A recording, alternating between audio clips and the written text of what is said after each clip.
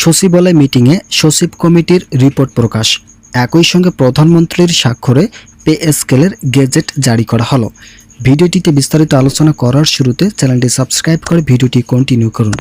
আজ বাংলাদেশ সচিবালয়ে জরুরি ভিত্তিতে একটি বৈঠকের আয়োজন করা হয়েছে। এই বৈঠকে 20 জন সচিব কমিটির সদস্য সরাসরি উপস্থিত ছিলেন। তারা উপস্থিত থেকে অর্থমন্ত্রী আমির খসরুর কাছে তাদের রিপোর্ট হস্তান্তর করেন। সেখানে IMF এর সংশ্লিষ্ট সদস্যরা উপস্থিত থাকায় তারা এই বিষয়টি পর্যবেক্ষণ করেন। যখন তারা ইতিবাচক সিদ্ধান্তের কথা জানায় এবং 44,000 কোটি টাকা বাজেট বরাদ্দের বিষয়টির মাপকাঠি তুলে ধরেন, ঠিক তখনই এর পরবর্তী সময় প্রধানমন্ত্রী তারেক রহমান সচিব কমিটির রিপোর্টে স্বাক্ষর গ্রহণ করেন। তার স্বাক্ষরের ফলস্বরূপ এখন থেকে সরকারি চাকরিজীবীদের সকল দাবি যথাযথভাবে বাস্তবায়ন করার নতুন রূপরেখা তৈরি করা হলো। আজকের বৈঠকটি অত্যন্ত ফলপ্রসূ হওয়ায় অর্থ মন্ত্রণালয় কর্তৃপক্ষ বলেন যে দীর্ঘদিন থেকে বেতন বৃদ্ধির জন্য যত ধরনের জটিলতা ছিল, এরই মধ্যে আমাদের সকল জটিলতা শেষ হয়েছে।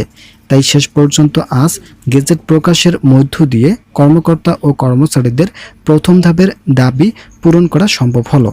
তবে আজকের বৈঠকে পে কমিশনের চেয়ারম্যান জাকির আহমেদ খান বলেন, বাজেট পাশ করার পর থেকে বিভিন্নভাবে আইনি জটিলতা লক্ষ্য করা যাচ্ছিল, কিন্তু সকল ধরনের আইনি জটিলতার পাশ কাটিয়ে পে স্কেলের নতুন একটি মাপকাঠি তৈরি করা হয়েছে। এই মাপকাঠি অনুযায়ী IMF এর সদস্যরা যখন ইতিবাচক মন্তব্য প্রকাশ করেন, ঠিক তার পরবর্তী সময় থেকেই পে স্কেলের চূড়ান্ত দিক নির্দেশনা বাস্তবায়িত হতে থাকে। এছাড়াও সচিব কমিটি বলেন, প্রথম ধাপের বেতন স্কেলে আমরা যেভাবে কার্যক্রমগুলো বাস্তবায়ন করেছি তা আগামী দ্বিতীয় ধাপের বেতন স্কেলকে আরও সহজতর করেছে। আপনারা যারা এখনও চ্যানেলটি সাবস্ক্রাইব করেননি তারা অবশ্যই চ্যানেলটি সাবস্ক্রাইব করে ভিডিওটি কন্টিনিউ করুন। গণপ্রজাতন্ত্রী বাংলাদেশ সরকারের সচিবালয়ে অনুষ্ঠিত গুরুত্বপূর্ণ সচিব কমিটির বৈঠকে অবশেষে বহুল প্রতীক্ষিত নতুন পে স্কেলের চূড়ান্ত রিপোর্ট প্রকাশ করা হয়েছে। একই সঙ্গে প্রধানমন্ত্রী সশরীরে স্বাক্ষরের মাধ্যমে এই নতুন বেতন স্কেলের গেজেট আনুষ্ঠানিকভাবে জারি করা হয়েছে। সরকারের এই সিদ্ধান্ত সরকারি কর্মকর্তা ও কর্মচারীদের দীর্ঘদিনের অপেক্ষার অবসান ঘটিয়েছে এবং প্রশাসনিক স্তরে এক নতুন গতির সঞ্চার করেছে। নতুন পে স্কেল ঘোষণার পূর্বে দেশের বিভিন্ন পর্যায়ের কর্মচারী মহল সদস্যরা তাদের বিভিন্ন সুযোগ সুবিধা ও বৈষম্য দূরীকরণের লক্ষ্যে একাধিক দাবি উপস্থাপন করেছিলেন। তবে দেশের সামগ্রিক অর্থনৈতিক পরিস্থিতি, বাজেট বরাদ্দ এবং আর্থিক সংশ্লেষ বিশ্লেষণ করে কর্মচারীদের উপস্থাপিত সকল দাবি হুবহু বা পূর্ণাঙ্গভাবে বাস্তবায়ন করা কোনোভাবেই সম্ভব হয়নি। ফলে সরকারের নীতি নির্ধারক ও সচিব কমিটির সার্বিক দিক পর্যালোচনা করে একটি মধ্যপন্থা অবলম্বনের সিদ্ধান্ত নেয়। চূড়ান্ত পর্যালোচনা শেষে সচিব কমিটি কর্মচারীদের দাবিগুলো আংশিক আকারে 2 ধাপে বাস্তবায়নের একটি নতুন ও যুগোপযোগী সুপারিশ পেশ করেন, যা সরকার কর্তৃক অনুমোদিত হয়। এই নতুন পরিকল্পনা অনুযায়ী সরকারি চাকরিজীবীদের আর্থিক চাপ কমাতে এবং রাষ্ট্রীয় বাজেটের উপর এককালীন চাপ নিয়ন্ত্রণ করতে পুরো বেতন স্কেলকে 2টি পৃথক ধাপে বিভক্ত করে কার্যকরের চূড়ান্ত রূপরেখা তৈরি করা হয়েছে। আপনারা অবশ্যই চ্যানেলটি সাবস্ক্রাইব করে ভিডিওটি কন্টিনিউ করুন। ঘোষিত সিদ্ধান্ত অনুযায়ী চলতি বছরের 1 জুলাই থেকে প্রথম ধাপের বেতন স্কেল বাস্তবায়নের প্রক্রিয়া ইতিমধ্যেই আনুষ্ঠানিকভাবে শুরু হয়েছে।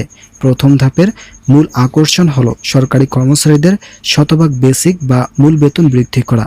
এর পাশাপাশি সরকারি চাকরি থেকে অবসরে নেওয়া কর্মকর্তা ও কর্মচারীদের জন্য অবসরকালীন সুযোগ সুবিধা বা পেনশন সুবিধা 100% নির্ধারণ করা হয়েছে, যা অবসরপ্রাপ্তদের জন্য বড় ধরনের স্বস্তি বয়ে আনবে। মূল বেতন বৃদ্ধির এই সিদ্ধান্তের ফলে 2015 সালের 8ম জাতীয় বেতন স্কেলে সর্বনিম্ন স্তরের যে মূল বেতন 8,250 টাকা নির্ধারিত ছিল, তা এখন শতভাগ বৃদ্ধি পেয়ে দ্বিগুণ স্তরে উন্নীত হয়েছে। প্রথম ধাপের এই যুগান্তরকারী পরিবর্তনের কারণে একদম মাঠ পর্যায়ের কর্মচারী থেকে শুরু করে উচ্চ পদস্থ কর্মকর্তাদের জীবনযাত্রার মান উন্নয়ন ঘটবে এবং বর্তমান বাজার দরের সাথে সামঞ্জস্য রেখে তারা আর্থিক সুবিধা পাবেন। নতুন পে স্কেলের দ্বিতীয় ধাপটিতে অন্তর্ভুক্ত করা হয়েছে কর্মচারীদের বহুল কাঙ্ক্ষিত সিলেকশন গ্রেড ও টাইম স্কেল পুনরুদ্ধারের বিষয়টি। এর পাশাপাশি দ্বিতীয় ধাপে যুক্ত থাকবে বর্ধিত হারে বাসা ভাড়া ও চিকিৎসা ভাতার মতো অত্যন্ত প্রয়োজনীয় অন্যান্য সুযোগ সুবিধাগুলো।